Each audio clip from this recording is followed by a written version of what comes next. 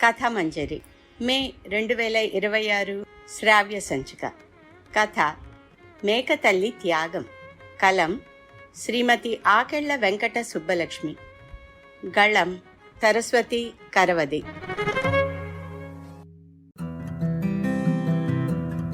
కనకాపురం అడవిలో చెంచెల అనే ఒక జిత్తుల మారి నక్క ఉండేది. అందర్నీ బాధించేది, అవమానించేది. రాజుకు ఇతర జంతువులపై చాడీలు చెప్పేది, శిక్షలు వేయించేది, ఆనందంగా నవ్వుకునేది. కాని పైకి మాత్రం తీయగా మాట్లాడేది. అయినా దాని గుణాలు కనిపెట్టడం వలన ఇతర జంతువులన్నీ దానికి దూరంగా ఉండేవి, దాన్ని ఉంచేవి. ఒక మేక మాత్రం దాని మాయమాటలు నమ్మి స్నేహంగా ఉండేది. నక్క కూడా తన గొప్పలు చెప్పుకోవటానికి ఇతరత్రా జంతువులు తన్ని దూరంగా ఉంచటంతో మేకతో స్నేహంగా ఉండేది. నిజానికి నటించేది. నక్కకి లేక లేక చాలా కాలానికో పిల్ల పుట్టింది. దాంతో దాని గర్వం, గొప్పలు పెరిగిపోయాయి. చాలా గారాబం చేయటం వలన పిల్ల కూడా తల్లిలానే తయారయ్యి చాడీలు చెప్పటం, కొట్లాట్లు పెట్టడం, అల్లరి, ఎవరిని లెక్క చేయకపోవటం, అమాయకంగా ఉంటే ఏడిపించటం మొదలైనవి చేసేది. దాని మీద ఇతర జంతువులు తల్లి చెంచలకి చెప్పినా అది పట్టించుకోకపోవటం వలన దానల్లరి మరింత పెరిగింది.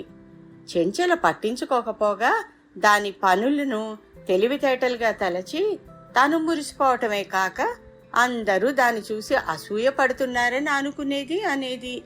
చేసేదేం లేక మనసులో తిట్టుకున్న తల్లి పిల్లల్ని భరించేవి ఇతర జంతువులు. చెంచల ముఖ్యంగా మేక పిల్లలతో తన పిల్లని పోల్చి వాటిని తెలివి తక్కువ వానిగా వర్ణిస్తూ తన కూతురు గొప్ప చెప్పేది. అంతేగాక స్నేహం నటిస్తూనే మేకను, దాని పిల్లల్ని అవమానించేది. తల్లితో కలిసి నక్క పిల్ల కూడా మేక పిల్లల్ని ఎక్కిరిచ్చేది, ఏడిపించేది. కాని మేక స్నేహధర్మంగా ఊరుకునేది. తను ఊరుకోవటమే కాక అది చిన్నపిల్లని, పెద్ద అయితే మారుతుందని పిల్లల్ని కూడా సముదాయించేది. చెంచల చెప్పేది వాటి మంచికే అని నచ్చ చెప్పేది. ఒకనాడు చెంచల ఆహారం తెచ్చేసరికి పిల్ల కనపడలేదు. అందర్నీ అడిగింది, కాని అవి మాకు తెలియదని చెప్పాయి. మనసులో దానికి తగిన శాస్తి జరిగిందని ఆనందించాయి. చెంచల ఏడుపుకి అంతులేదు. చాలా సమయం గడిచిన తర్వాత ఒక కోతి హడావిడిగా వచ్చి చెంచల పిల్లని పులితో ఒక గుహ దగ్గర చూశాన్ని, మేక కూడా అక్కడుందని చెప్పింది. చెంచల మరింత బిగ్గరగా ఏడుస్తూ తన గుహ వద్దకు తీసుకెళ్లమని కోరింది. రెండూ కలిసి గుహ దగ్గరకు వెళ్ళాయి.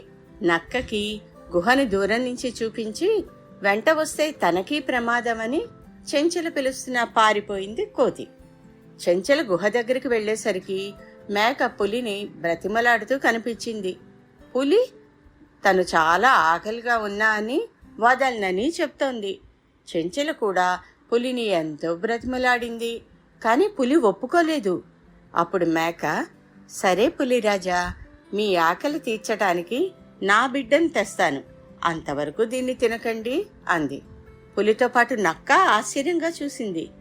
ఏమి, ఆమెకి పిల్లపై ప్రేమ ఉన్నట్లు నీకు పిల్లలపై లేదా అంది పులి వెటకారంగా. ఎందుకు లేదు మహారాజా, చాలా ఉంది. ఏ తల్లికి ఉండదు పిల్లల మీద ప్రేమ? నాకు 4 పిల్లలు. పాపం ఆమెకి ఒక్కతే కూతురు. ఆమె లేకపోతే బ్రతకలేదు. అందుకే నా తల్లి మనస్సుని చంపుకుంటున్నాను అంది. మేక మాటలకి, స్నేహ నిరతికి, త్యాగానికి నక్కకి దిగ్భ్రమ కలిగింది. ఆమెని, పిల్లల్ని తన పిల్ల ఎంత సతాయించేవి, ఏడిపించి బాధించేవి. అంత తల్లి మనస్సు ఉంటే బిడ్డను ఇవ్వటం ఎందుకు? నువ్వే ఆహారం కావచ్చుగా అంది పులి మళ్లీ వెటకారంగా. కావచ్చు రాజా, కాని నా పిల్లలు చిన్నవాళ్లు. నేను లేకుంటే 4 అనాథలవుతారు. ఏవైనా చంపేస్తాయి కూడా. అందువలన నేనుండాలి అంది. ఆమె స్నేహనిరతికి, తల్లి మనస్సుకు, త్యాగబుద్ధికి, మంచి మనస్సుకు ముగ్ధుడైన పులిరాజు నక్కపిల్లను వదిలేయటమే కాక మేకపిల్లను కూడా తేనవసరం లేదని చెప్పేసింది. 3 ఆనందంగా తిరుగుదారి పట్టాయి. బుద్ధి వచ్చిన నక్క, పిల్ల మరెప్పుడు తమ వక్రబుద్ధితో, స్వార్థంతో ఇతర జంతువులను బాధించలేదు.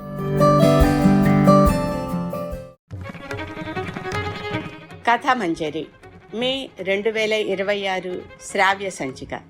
కథ మేక తల్లి త్యాగం. కలం శ్రీమతి ఆకెళ్ల వెంకట సుబ్బలక్ష్మి. గళం సరస్వతి కరవది.